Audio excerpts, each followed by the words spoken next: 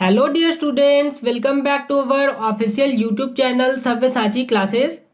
Today in this video we shall study Sage's book class 10 subject maths chapter 2 linear equations in two variables and its exercise 2, and this is the fifth part of this video.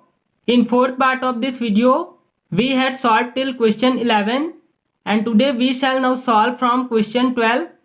So question number 12 is given.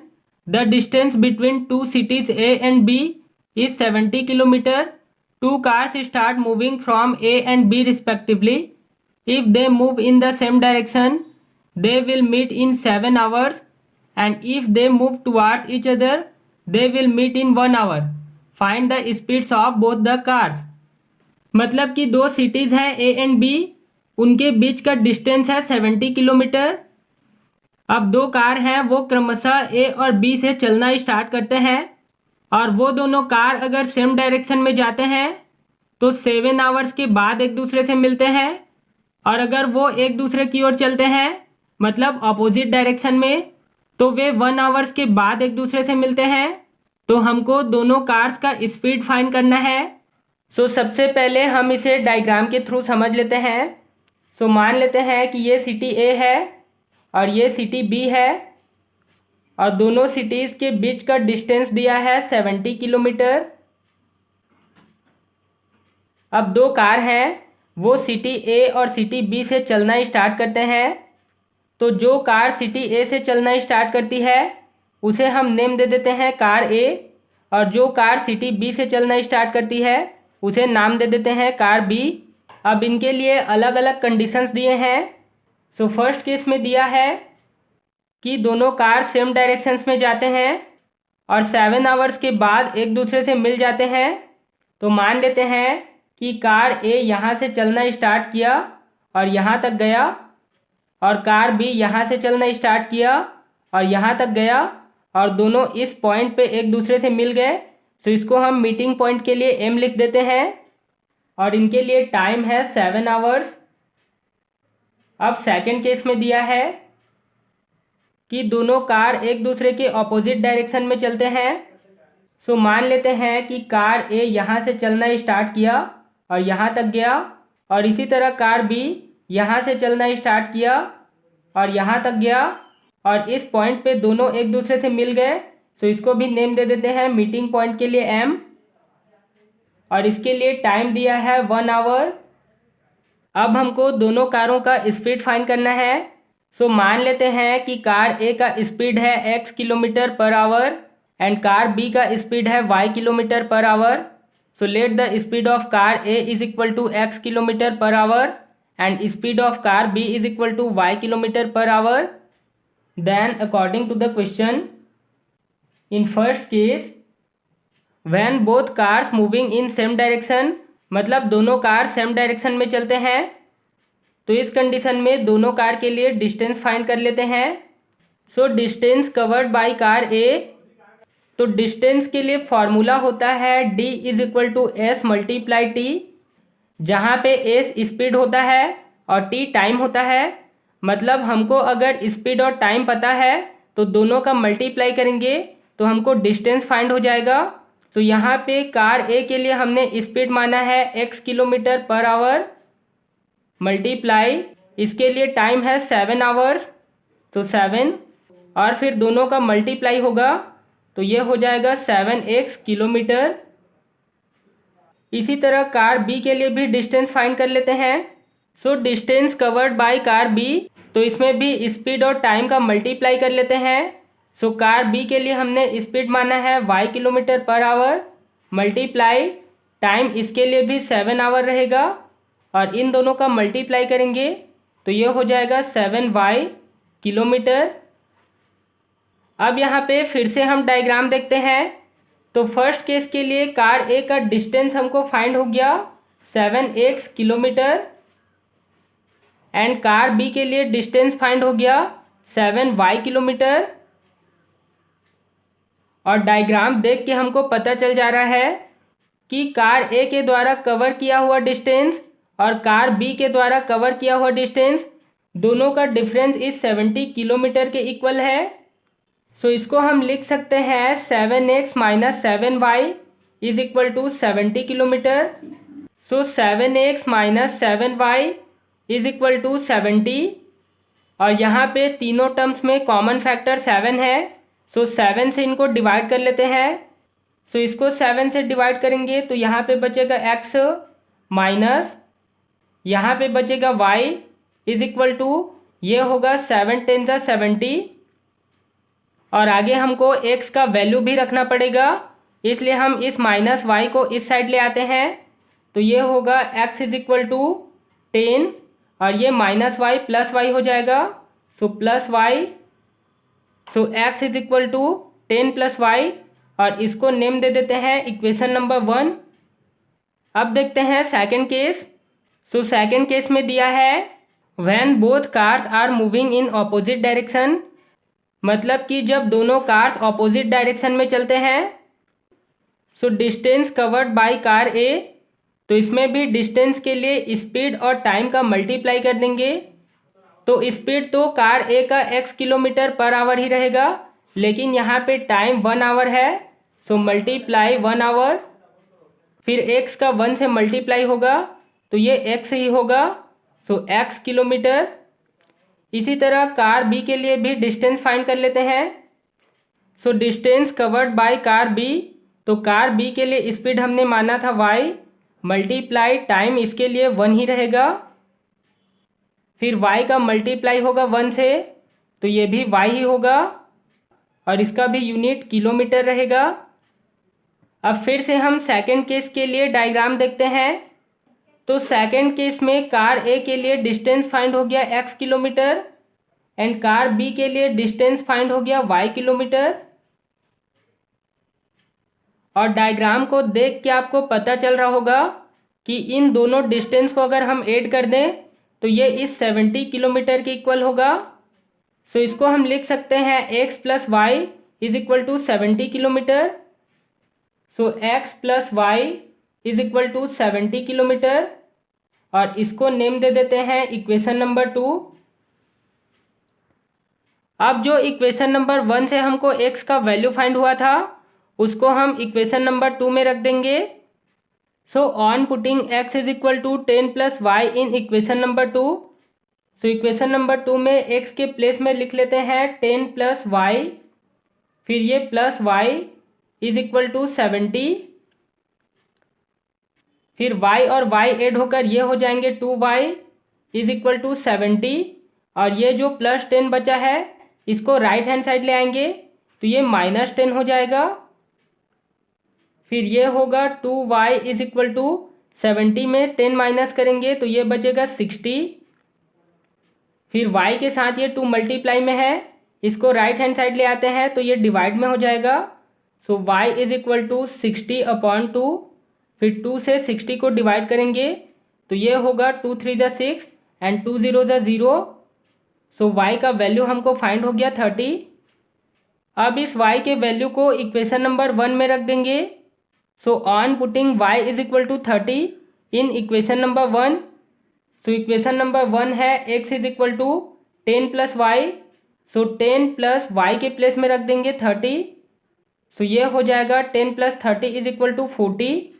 So x का value हमको find हो जाएगा 40 और x हमने माना था car A के speed को और y माना था कार B के स्पीड को। So the speed of car A is equal to 40 kilometre per hour and speed of car B is equal to 30 kilometre per hour और ये इसके आंसर होंगे। Question number 13 is given.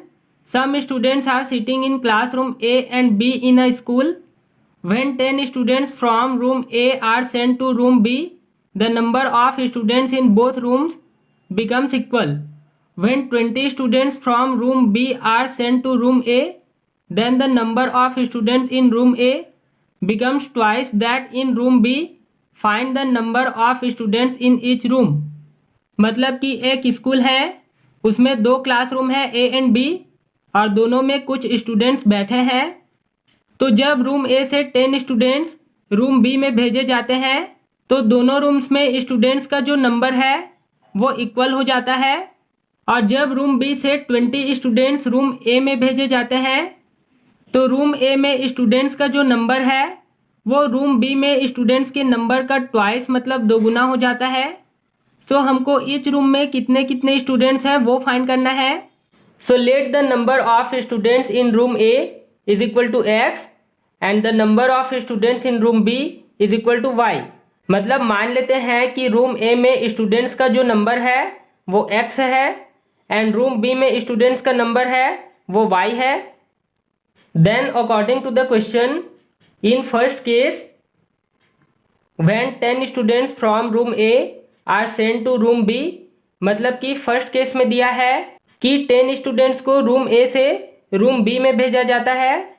तो यहाँ पे हमने रूम ए में स्टूडेंट्स का नंबर माना है x।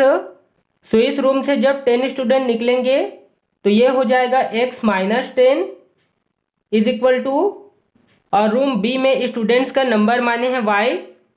तो जब रूम ए से 10 स्टूडेंट्स रूम बी में आएंगे तो इसमें 10 ऐड हो जाएगा, सो y प्लस 10। और इस कंडीशन में दिया है कि दोनों रूम में स्टूडेंट्स का नंबर इक्वल हो जाता है, सो यहाँ पे इक्वल का मार्क लगा लेंगे। फिर ये जो y है उसको लेफ्ट हैंड साइड ले आएंगे और ये माइनस 10 को राइट हैंड साइड ले आएंगे, तो ये y माइनस में हो जाएगा। So x minus Y is equal to 10 और ये 10 राइट हैंड साइड में प्लस में हो जाएगा, सो प्लस 10। फिर ये होगा x minus Y is equal to 10 plus 10 20 और इसको नेम दे देते हैं equation number 1। And second case में दिया है when 20 students from room B are sent to room A, मतलब कि सेकेंड केस में दिया है कि रूम बी से 20 स्टूडेंट्स रूम ए में भेजे जाते हैं। सो इस कंडीशन में रूम ए में 20 स्टूडेंट ऐड हो जाएंगे, सो ये होगा x plus 20 and room B में 20 स्टूडेंट्स कम हो जाएंगे, सो y माइनस 20। और इस कंडीशन के लिए दिया है कि रूम ए में जो स्टूडेंट्स का नंबर है वो रूम बी के स्टूडेंट्स के नंबर्स का ट्वाइस मतलब दोगुना हो जाता है, तो ये हो जाएगा 2 मल्टीप्लाई, फिर ये होगा x plus 20 is equal to 2 का मल्टीप्लाई y से, सो 2y, फिर ये माइनस का मार्क, फिर 2 का मल्टीप्लाई 20 से, सो ये हो जाएगा 2 2 ज़ा 4 एंड 2 0 ज़ा 0। अब इस 2y को लेफ्ट हैंड साइड ले आते हैं और इस 20 को राइट हैंड साइड ले आते हैं, तो ये होगा x, ये 2y प्लस में है, इस साइड जाएगा तो माइनस में हो जाएगा, so minus 2y is equal to minus 40 और ये 20 प्लस में था, इधर आएगा तो माइनस में हो जाएगा, सो माइनस 20। फिर ये होगा x minus 2y is equal to minus 40 and minus 20 add होकर ये हो जाएंगे माइनस 60 और इसको नेम दे देते हैं इक्वेशन नंबर 2। अब यहाँ से हम इक्वेशन नंबर 1 से x का वैल्यू ले आएंगे। So from equation number 1, so equation number 1 है x minus Y is equal to 20। So x का वैल्यू लाने के लिए इस माइनस वाई को राइट हैंड साइड ले आते हैं, तो ये प्लस में हो जाएगा, so x is equal to Y plus 20 और इसको नेम दे देते हैं इक्वेशन नंबर 3।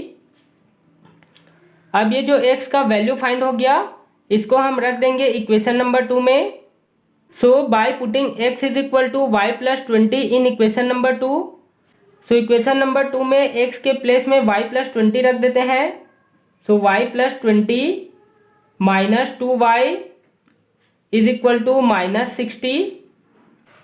फिर ये y और माइनस 2y, तो ये हो जाएगा minus y is equal to minus 60 और ये जो प्लस 20 बचा है उसको हम राइट साइड ले आते हैं, तो ये हो जाएगा माइनस 20।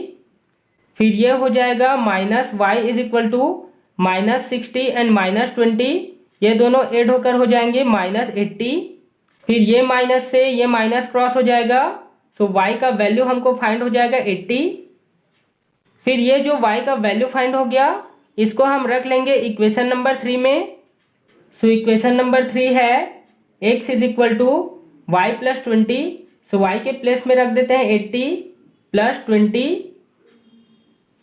फिर ये होगा x is equal to 80 plus 20 is equal to 100, so x का वैल्यू हमको फाइंड हो गया 100 और x हमने माना था रूम ए में स्टूडेंट्स के नंबर को और y माना था रूम बी में स्टूडेंट्स के नंबर को। So the number of students in room A is equal to 100 and the number of students in room B is equal to 80 और ये इसके आंसर्स होंगे। बट बुक में इसका आंसर 140 दिया है, लेकिन वो रॉन्ग आंसर है क्योंकि बुक में भी कभी कभी प्रिंट मिस्टेक हो जाता है। ये हमारा राइट आंसर है। आप इसे क्वेश्चन के अकॉर्डिंग रख के भी देख सकते हैं। अब जैसे क्वेश्चन में कंडीशन दिया था कि रूम ए से 10 स्टूडेंट्स रूम बी में भेजे जाते हैं तो दोनों इक्वल हो जाते हैं। सो 100 से हम 10 माइनस करके इसमें भेजेंगे तो दोनों रूम में 90-90 इक्वल स्टूडेंट्स हो जाएंगे। और सेकंड कंडीशन दिया था कि बी से 20 स्टूडेंट्स रूम ए में भेजे जाते हैं तो रूम ए में स्टूडेंट्स का नंबर रूम बी से ट्वाइस हो जाता है। सो इसमें से 20 स्टूडेंट्स निकलेंगे तो ये हो जाएगा 60 और इसमें 20 स्टूडेंट्स आ जाएंगे तो ये हो जाएगा 120 एंड 60 टूजा होता है 120। तो ये हमारा करेक्ट आंसर होगा। Question number 14 is given if the length of a rectangle is decreased by 5 units and its breadth increased by 2 units then the area of the rectangle decreases by 80 square units.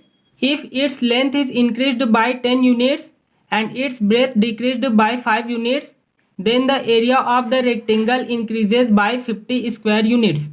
Find the original length and breadth of the rectangle।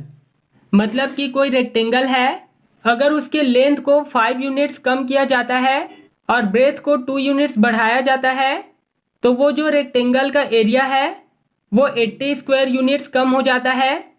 और अगर उसके length को 10 units बढ़ाया जाता है और breath को 5 units कम किया जाता है तो रेक्टेंगल का एरिया 50 स्क्वायर यूनिट्स बढ़ जाता है। तो हमको उस रेक्टेंगल का original length and breadth find करना है।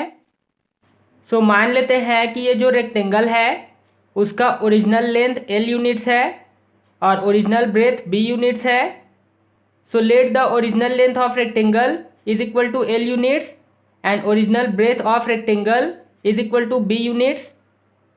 आप यहाँ पे x y कुछ भी मान सकते हैं, ज़रूरी नहीं है कि L या B ही माने, बस आपके सॉल्व करने का प्रोसेस सही होना चाहिए, आंसर वही मिलेगा। Then according to the question in first case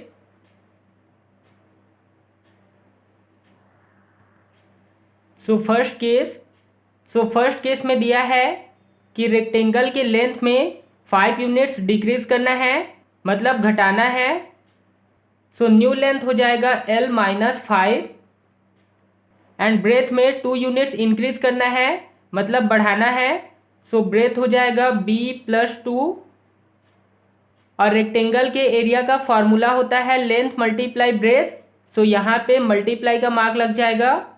और इस कंडीशन के लिए दिया है कि रेक्टेंगल का एरिया इस कंडीशन में 80 स्क्वायर यूनिट्स कम हो जाता है। सो लेंथ और ब्रेथ का एरिया होगा L इंटू बी और 80 यूनिट्स डिक्रीज हो रहा है इसलिए ये रहेगा माइनस 80 यूनिट्स। फिर इनको मल्टीप्लाई कर लेंगे तो ये होगा L इंटू बी, फिर ये प्लस का मार्क, फिर L का मल्टीप्लाई 2 से तो ये हो जाएगा 2L, फिर ये माइनस का मार्क, फिर 5 का मल्टीप्लाई B से तो 5B, फिर प्लस माइनस माइनस का मार्क, फिर 5 2 ज़ा 10 is equal to LB minus 80। अब यहाँ हमको यूनिट्स को लिखने का ज़रूरत नहीं है। सो अब इस LB को लेफ्ट हैंड साइड ले आएंगे और ये जो माइनस 10 है उसको राइट हैंड साइड ले जाएंगे तो ये होगा LB plus 2L minus 5B और ये LB माइनस में हो जाएगा। So minus LB is equal to minus 80 और माइनस 10 को राइट हैंड साइड लेके आएंगे तो ये हो जाएगा प्लस 10।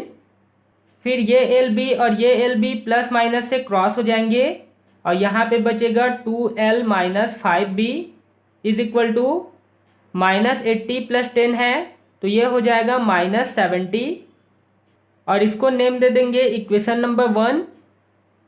अब देखते हैं सेकंड केस। तो सेकंड केस में दिया है कि लेंथ में 10 यूनिट्स इंक्रीज करना है, मतलब बढ़ाना है। तो न्यू लेंथ हो जाएगा L + 10 मल्टीप्लाई ब्रेथ में 5 यूनिट्स कम करना है, तो ये हो जाएगा B - 5 इज इक्वल टू, और इस कंडीशन में एरिया 50 स्क्वायर यूनिट्स इंक्रीज हो जाता है। सो एरिया के लिए L × B, और इंक्रीज हो रहा है तो प्लस का मार्क लगेगा, फिर 50 यूनिट्स। अब इनको मल्टीप्लाई कर लेंगे, तो ये होगा L × B, फिर ये माइनस का मार्क, फिर L का मल्टीप्लाई 5 से, तो ये हो जाएगा 5L, फिर ये प्लस का मार्क, फिर 10 का मल्टीप्लाई B से, तो 10B, फिर ये प्लस माइनस माइनस, फिर 10 × 5 = 50 इज इक्वल टू LB + 50। फिर इस LB को लेफ्ट हैंड साइड ले आएंगे और इस -50 को राइट हैंड साइड ले जाएंगे, तो इनके मार्क्स चेंज हो जाएंगे। सो LB - 5L + 10B, और ये -LB हो जाएगा इज इक्वल टू 50, और ये -50 भी राइट हैंड साइड में +50 हो जाएगा। फिर ये LB और ये LB प्लस माइनस से क्रॉस हो जाएंगे, और यहाँ पे बचेगा -5L + 10B is equal to 50 + 50, ये हो जाएगा 100। अब यहाँ पे 5 तीनों टर्म्स में कॉमन फैक्टर है, तो 5 से इसको डिवाइड कर लेते हैं, तो ये 5 से डिवाइड होगा, तो यहाँ पे 5 से 5 क्रॉस हो जाएगा, तो बचेगा -L, फिर ये प्लस का मार्क, फिर ये हो जाएगा 5 × 2 = 10, तो यहाँ पे 2B बचेगा इज इक्वल टू 5 से 100 को डिवाइड करेंगे, तो ये होगा 5 × 20 = 100। अब यहाँ पे हम L का वैल्यू फाइंड कर लेंगे, सो इसके लिए L को निगेटिव से पॉजिटिव बना लेते हैं। सो L को राइट हैंड साइड ले आते हैं और 20 को लेफ्ट हैंड साइड, तो ये होगा 2B, और 20 लेफ्ट हैंड साइड में आएगा, तो ये माइनस में हो जाएगा is equal to L right hand side में जाएगा, तो ये प्लस हो जाएगा। So L is equal to हो जाएगा 2B - 20, और इसको लिख सकते हैं L is equal to 2B - 20, और इसको नेम दे देते हैं इक्वेशन नंबर 2। अब इस इक्वेशन नंबर 2 से L का वैल्यू हम इक्वेशन नंबर 1 में रख देंगे।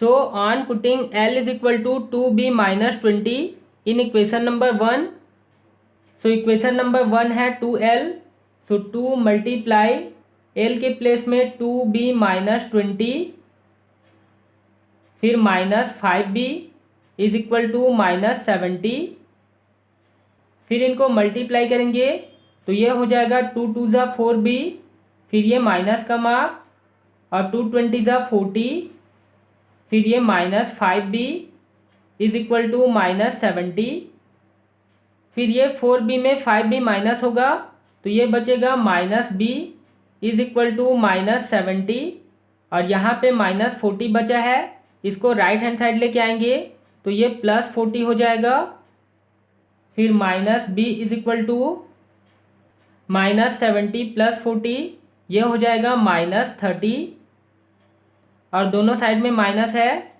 तो ये माइनस माइनस क्रॉस हो जाएंगे, और B का वैल्यू हमको फाइंड हो जाएगा 30। सो अब ये जो B का वैल्यू फाइंड हुआ है 30, इसको हम रखेंगे इक्वेशन नंबर 2 में। So on putting B is equal to 30 in equation number 2, so equation number 2 है L is equal to 2B - 20, तो यहाँ पे B के प्लेस में रख देते हैं 30, सो L इज इक्वल टू 2 × 30 - 20, फिर ये होगा L इज इक्वल टू 30 × 2 = 60 -20, फिर 60 में 20 माइनस करेंगे, तो बचेगा 40, सो L का वैल्यू हमको फाइंड हो जाएगा 40, और L हमने माना था लेंथ को, और ब्रेथ माना था B को। So original length of rectangle is equal to 40 units, and original breadth of rectangle is equal to 30 units, और ये इसका आंसर होगा। So in this way this exercise 2 is completed. In our next video we shall solve the questions of exercise 3.